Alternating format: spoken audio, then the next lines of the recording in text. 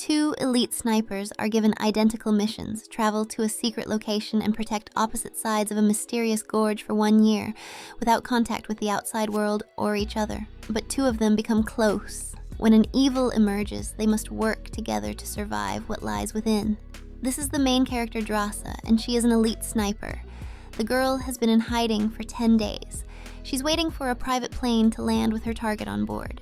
A man in a suit walks onto the ramp, and immediately a shot rings out. Mission accomplished, and Drasa picks up the shell casing, and that is Levi, a retired Marine plagued by PTSD. One day he receives a text message inviting him to a military base. The agent knows that Levi was a top sniper with 113 kills, but his psychiatrist won't let him go on official missions. He's depressed and has no family or friends. She needs a candidate like that. After work, Drasa meets with her father, an old KGB agent. It's the anniversary of her mother's death. The daughter brought back a bullet casing as a trophy. Her father keeps another 100 of them from their previous missions. A drone caught her running away, so now she's got to lay low for a year. But Dad has terminal cancer. He's decided to die on Valentine's Day and be reunited with his wife. He says goodbye to his daughter forever. In September, Levi leaves on a cargo plane, a mission so secret they don't even know where it is. Levi will have to parachute in and find out. The scenery is breathtaking. Soon, Levi lands in the mountains. It takes him several days to get to the destination, and he comes to a fog-covered canyon. Here he is met by Marine JD. He has spent a year here alone, and Levi will be his replacement. For the next 365 days, this will be his home, the western watchtower of a dark gorge, and the eastern one is on the other side of the canyon. But contact between them is forbidden. It's a real fortress. The perimeter is guarded by automatic turrets. Cloaking antennas hide the gorge from satellites, and the cliff is mined. Once a month, Levi has to report by radio. JD treats a colleague to homemade vodka made from potatoes from his own garden. But why guard this gorge? The main thing is not to let the inhabitants of the gorge out. To illustrate the point, JD throws a grenade down. The explosion is followed by a terrifying womb-like roar. Their predecessors nicknamed these creatures the Hollow Men. In the late 1940s, 3 battalions of cavalrymen were sent into the canyon, but none returned. JD thinks it's the door to hell. In the morning, he's glad to leave this strange place. Now Levi is alone. He writes sad poems, drinks moonshine, and rubs his rifle. JD is evacuated by helicopter from the pickup point, but instead of being rewarded for his service, he is shot in the forehead, and his body is dumped in a gorge before Levi's handler is called to report that the transition is complete. Levi takes a quick look around his workplace. He checks the automatic turrets, the satellite jammers, and the fencing. He reports his progress by radio. Now, all he has to do is read, but behind a bookshelf, he finds a hidden message. Each of his predecessors left a philosophical quote on the wall. While tending to his own vegetable garden, Levi hears the sound of a chainsaw coming from the fortress across the canyon. Who is working there? Through his binoculars, he can make out the silhouette of a young woman. It's Drasa from the beginning of the movie. It rained heavily during the night. Levi wakes up from his nightmares and decides to look around. There's a stranger looking down at him from the opposite tower. A few months later, Drasa is celebrating her birthday alone. Through her binoculars, she sees her bored neighbor. The girl gets his attention with a shot, then shows him a written sign. "What's your name?" Levi runs to get the tablet, but only writes a boring message. "We are not allowed to make contact." Then Drasa introduces herself first, subtly hinting that it's her birthday. How can you ignore a girl like that? Levi offers to raise a glass to her birthday, and the hottie raises a whole bottle of champagne. She's got a wine closet and lots of records. She blares music all over the gorge. Isn't that an invitation to dance? But Levi admits he's a terrible dancer, but he must be good at something. The only thing Levi is good at is shooting. Drasa puts down a bottle of champagne and offers to demonstrate. While the Marine is looking for his rifle, his vodka thermos is shot. Who's a good shot? Levi is no slouch either and hits the champagne bottle. The girl is impressed. But will Levi be able to knock the bottle off her head? Suddenly something goes wrong. Drasa is pointing down somewhere. Everything seems calm, but in the spotlight, Levi sees a dark silhouette near his tower. Is he imagining things? But the hollow men are already coming up from the gorge. In the scope of his sniper rifle, he manages to get a closer look at them. The experienced sniper immediately fires a shot. Chunks of the monsters fly to the side and activate the mine. The explosion sends the foreign delegation back to hell, but the mine has destroyed the fortification line. Now the monsters can come to Levi. Drasa starts to shoot them with a machine gun, and Levi kills the monsters with targeted shots. Together they manage to fend off the attack. But what was that? Drasa hears a rustling sound just below her balcony and slowly backs away. Suddenly, a hideous creature crawls right at her feet. A rolling shot is heard over the canyon. Drasa has emptied a full clip into it, but to no avail. Levi tries to cover her neighbor, but she has already kicked the monster into the abyss with her bare foot. Only there are already a dozen more crawling after it. Drasa fires back with her pistol, and the sniper takes them down with accurate headshots. The monsters' bodies fall, activating the mine. A powerful explosion hits the girl in the shoulder. The barbed wire is now torn apart, and the creatures crawl through it. Levi activates the machine gun turret and starts mowing down the mutants with bursts. But now they climb his tower too. Drasa, with the last of her strength, steps up to the machine gun and joins in the fun. Together, they mow down hundreds of monsters. A laser sensor goes off, and automatic turrets enter the fray. Mines explode one by one. 2 people can barely hold off the monsters, and then Drasa falls unconscious. Is this really the end? At dawn, Levi's terrace is littered with bullet casings. He's been shooting at the monsters all night, trying to keep them away from the girl. Drasa finally came to her senses and was able to treat her wound. Best birthday ever. Levi also enjoyed the party, but now they had to rebuild their defense line. With a rope down into the abyss, Levi welds together the fences and replaces the exploded mines. Drasa covers her partner. Suddenly, a blue rocket rises from the depths. Is this alien drone studying Levi? Then the thing goes into flight mode and just drifts away. What was that? A month later, Levi has learned how to brew potato moonshine. Drasa spends her time playing Christmas carols on the piano, and her neighbor has already decorated the tree and left a Christmas card. The girl made a snowman and called him Levi, and the genius invented a snow woman. Now they are not alone in the mountains. They even play chess from afar. Chess isn't always competitive. But one day, she didn't show up for her rounds. What happened to her? It's Valentine's Day. Her father was supposed to die of cancer today. Drasa is lighting a candle in his memory. She could use Levi's company right now, but there's a gulf between them. At night, Levi reads a motivational quote. Only those who risk going too far can possibly find out how far one can go. Is he really going to Drasa? The man takes only the essentials, a bazooka shell, rope, and carabiners. Drasa notices him laying the rope on the edge of the cliff. And when he brings the bazooka, everything falls into place. Levi straps the rope to the empty grenade and launches it to the other side. It's a hit. The grenade falls into the woods behind the watchtower. Because of the fire, Drasa finds it quickly and secures the rope to a pine tree. Levi will be at her place for dinner tonight. For the first time in a year, they will be able to see each other face to face. Levi even shaved his beard for the occasion. Should I shave my balls? And like a true gentleman, he's brought a bouquet of flowers. Now it's just a matter of getting to the rendezvous point. The Marine straps on a carbine, accelerates hard, and is carried on a zip lane right over the gates of hell. But in the middle of the gorge, the speed drops to 0. Now Levi must work with his hands. He's been practicing all year and quickly makes it to the other side. The girl is so happy to see him. It's the first time they've been able to talk. Drasa has made a rabbit pie and Levi gives her flowers. But he's all sweaty, so Drasa sends him to the bathhouse first. She promises to bring him clean clothes, but after much deliberation, she takes his overalls. Levi has to run around naked to get his parade suit. But the girl is not upset. At dinner, they discuss what great snipers they are.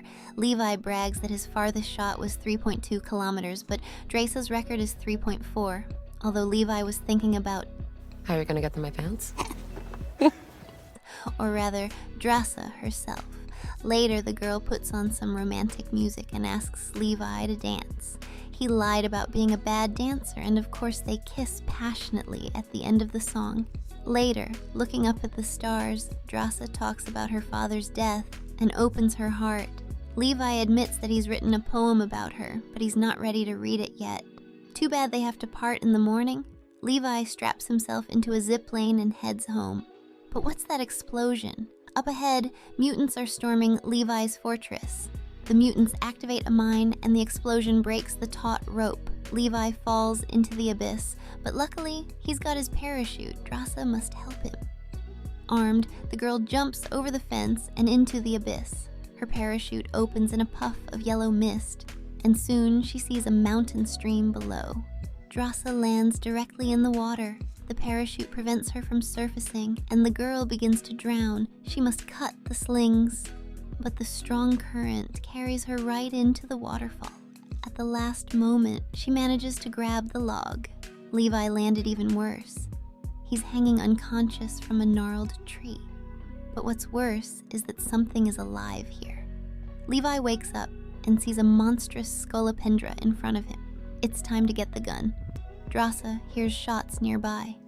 Too bad this monster isn't afraid of bullets, so Levi shoots the parachute slings and falls into a bloody mess. It's already sucking on him with its tendrils. Suddenly, nightmarish teeth grow out of the ground. They slowly squeeze Levi's bones, ready to swallow him whole.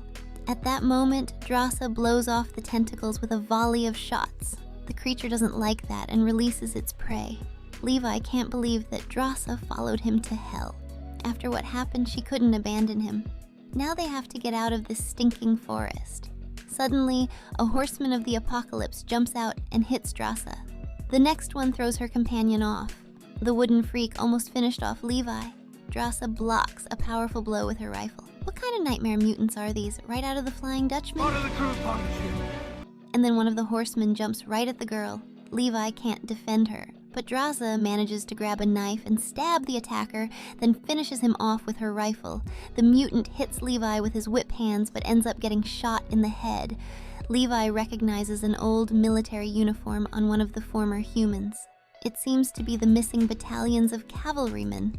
The pair must flee before they turn into the same kind. Deep in the infernal forest, the remains of humans have grown into haggard tree trunks. On their way, the heroes encounter a deserted city.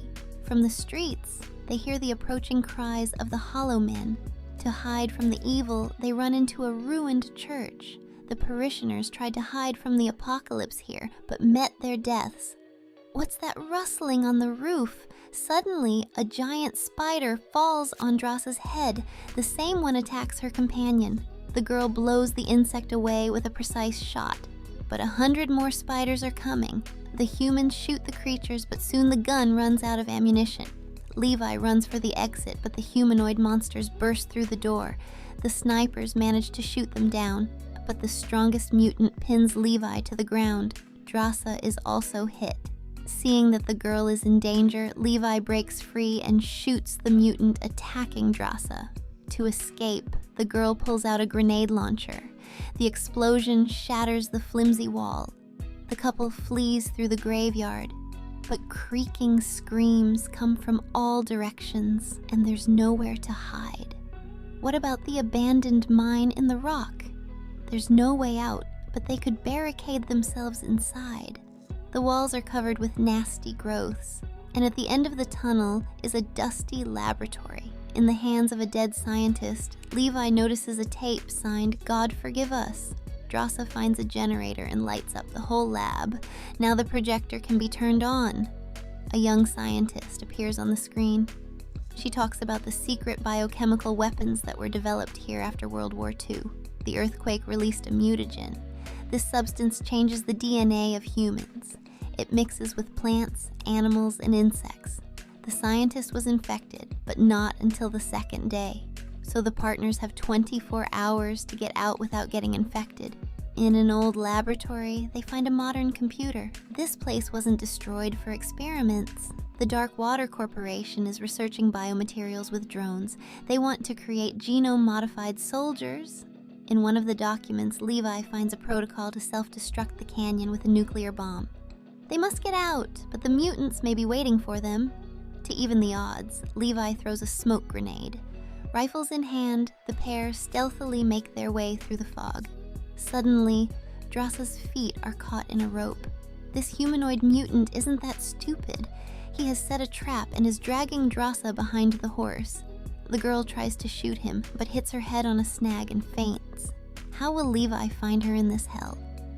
Following the trail, he stumbles upon a missile silo that goes deep into the earth. A horrible thing dragged Drossa to the slaughterhouse. She woke up just before she was dismembered. As the mutant approached her, the girl kicked it with both feet and went off the hook. She will fight for her life. Drossa grabs a knife and delivers blow after blow to the monster. She even cuts off the head of its ingrown snake. Now he's angry and grabs his saber, and the girl grabs a burning stick and fends off his blows. She even manages to set this wooden dummy on fire. The unequal fight ends when Levi shoots the monster in the back. The name is visible on the rags of his clothes. Bradford Shaw, the first keeper of the tower. Levi takes his saber as a trophy. It's a chemical missile complex, and the only way out is through the launch shaft. After the earthquake, the rockets started to leak. The fog carries toxins from here all over the gorge. Former humans here have mutated into a giant root system.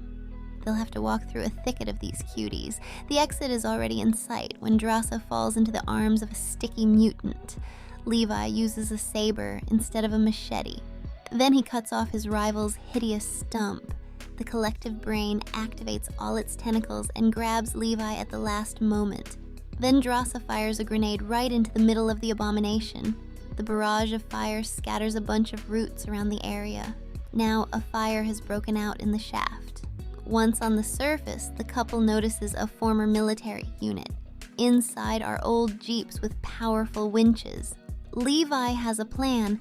They manage to get the old truck going. On the way, they see a nuclear launcher, but now it's important to get out as fast as possible. Ahead, they come to the foot of a cliff. Here, they find the end of the broken rope. Levi attaches it to the winch of the car, but the monsters come from behind.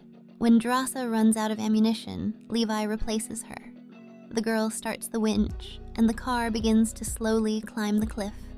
They crawl up the hill through the yellow fog, but the car attracts too much attention. Hordes of monsters are already climbing along the rope behind them.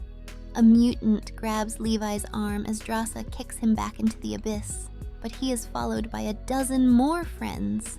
One by one, the Marine crushes them with his saber. Drossa hacks at the creatures with her axe. She helps Levi free himself from their grasp. The falling bodies of the monsters knock down those who climb after them, but one of the creatures grabs Drossa by the throat. She had to break the car window to make the mutant fall into the abyss. There wasn't much left to the top, but another monster nearly threw Levi down. Hanging over the abyss, he punctures a fuel canister and douses the mutants. A burning torch follows. Puffs of fire cover the freaks, coming closer and closer to the jeep. A powerful explosion follows, scattering the pursuers but destroying the car. The winch must be cut.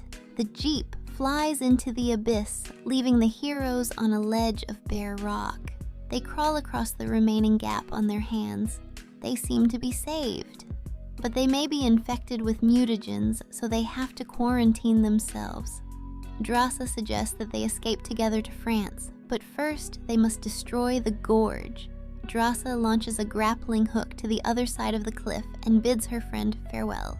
Levi declares his love and leaves. A communications check reveals that the drone has spotted a man in the ravine, but Levi insists he didn't go down. Then it was his colleague from the East Tower. Levi is ordered to eliminate her. In fact, they are both compromised. The agent will kill Levi herself. In the morning, the two are seen again on their rounds, mining the perimeter. In a written sign, Drossa declares her love for Levi, but they are interrupted by the sound of a helicopter bearing the Dark Lake logo.